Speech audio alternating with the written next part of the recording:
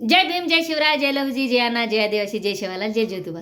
काय बंधू, दोनच पार्ट आहेत, त्याच्यावरच माणूस शिवाय देतो. तुला अमुक केलं, त्याला तमुक केलं. साक्षात जर पुढं आलास तर कापून नाही का घ्यायची. काय कमेंट करतोयस? कमेंट करू नको अशा घाण, तुझ्यासाठी चांगल्या नाहीत त्या.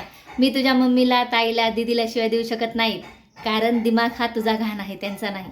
आणि राहिला सवाल की तुम्ही जातीला नाव ठेवताय. मी जातीला नाव ठेवत नाही पिल्ल्या, आपल्या जातीला नाव ठेवत नाही. मी जातीतले ते 4-5 पुढारी आहेत का टुनुक टुनुक टुनुक माकडावून उड्या मारते, त्यांना नाव ठेवते.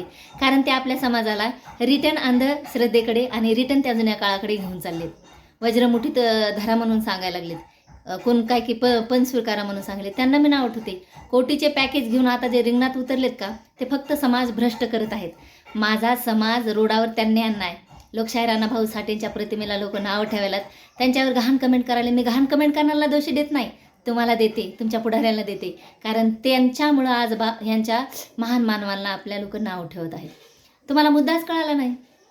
मी काय सांगते, दादा एखादा कार्यकर्ता पुढारी जर भाषण करत असेल ना, तर 10 परिवारावर त्याचा परिणाम पडतो. पॉझिटिव्ही मांडा ना, पॉझिटिव्हच घरापर्यंत जाईल. निगेटिव्ही मांडता तर निगेटिव्ही घरापर्यंत जाईल. तुम्ही जर म्हणाल की आपला चेहरा शुभ आहे, हे लेकरू ध्यान देऊन ऐकल, ते अभ्यास नाही करायचा, नुसता आरसा बघत बसेल. माझा चेहरा शुभ आहे, आत्ता डॉक्टर होतो, आत्ता वकील होतो, असं होईल ना. ते सांगायला लागले. बाबासाहेबाने 26 नोव्हेंबर 1949 ना, राईट आहे, 26 नोव्हेंबर 1949ला आपल्याला संविधान दिलं. आता मी थोडीशी आराणे आहेत, त्याच्यामुळे मला वाचन करावं लागतं. तुमच्यासारखी थोडी शिकलेली जर असते तर मी आज पण रोडावर असते टुबुक टुबुक उड्या मारलेल्या. पिल्ल्या हो, आज बाबासाहेबांनी संविधान आपल्याला एवढे दिवस झालं आपल्या स्वाधीन केले. आतापर्यंत काय करत होते हे पुढारी आपले? आयत्या भाकरीवर लाडू गोळे करून असं बसून खायलेत आणि रिंगणात उतरायलेत. तुम्ही सत्य इमानदारीने सांगा, हे आपल्याला समाज सुधारण्याची कामं करायला लागलेत का? नाही. यांनी आपला मोठा भाव आपल्यापासून लांब केलाय. ज्या मोठ्या भावाने आज कित्येक दिवस झालं आपल्यावर त्यांच्या उपकार आहेत. कोटी, अनंत कोटी. काय काय उडले चिल्ले पिल्ले असे कमेंट करतात. कालही गरज नव्हती, आजही गरज नव्हती. अरे गरज कशी नाही? काल जेव्हा झाडू होता ना, तेव्हा आपल्याला चालता येत नव्हतं रोडावर. आपल्याला छाती टोकून सांगता येत नव्हतं. झाडू मध्ये येत होता, आणि हा झाडू ह्या मोठ्या भावाच्या पूर्वजांनी काढला, हे सांगते मी. त्याच्यामुळे शिक्षण घ्या, शिक्षण गरजेचं आहे. आपला समाज 10वी 12वीच्या पुढे जात नाही. आपल्याला शिक्षणाची गरज आहे, आरक्षणाची नाही. अरे शिक्षण घ्या ना, पद्धत आपल्या आप येतील आपल्याकडं. भांडायचंय, दिली भाकर गपचिप खायचं, त्याच्यात बी भांडं लावायचं. हे कोटी नको म्हणून बसले, त्याच्या नादी लागू नका. आणि एक जण म्हणतो की तुमचा बाबासाहेब इंग्रजांचा गुलाम होता. असं 4 लोक जर तू म्हणशील ना, तर तुझ्या खरंच भीम विचाराचे लोक परत झाडू घालतील, आणि आता बांधायचे नाहीत, डायरेक्ट घालतील. त्याच्यामुळे अशा घाण कमेंट करू नका. तुम्ही तुमच्या हातानं तुमचं कमी पण केलं आहे. आपल्या पुढाऱ्यांनी आपली जात रोडावर आणली. आपल्या पुढाऱ्यांनी आपल्या महान मानवांच्या प्रतिमेला आज निंदा करतायत लोक, हे आपल्या पुढाऱ्यामुळं. आतापर्यंत नव्हते. एकही असा बाबासाहेबाच्या विचाराचा व्यक्ती भेटणार नाही की ते महान मानवाच्या प्रतिमेला टीका करत होते आतापर्यंत. आज करायला लागले ते तुमच्यामुळं, तुमच्या पुढाऱ्यामुळं. त्याच्यामुळं अशा पुढाऱ्यापासून सावध व्हा, जे फक्त निगेटिव्ही सांगत आहेत, आणि पॉझिटिव्ही फक्त बाबासाहेब आंबेडकर आहेत. आणि बाबासाहेब आंबेडकरांच्या संविधानामुळेच आपण राहू शकतो.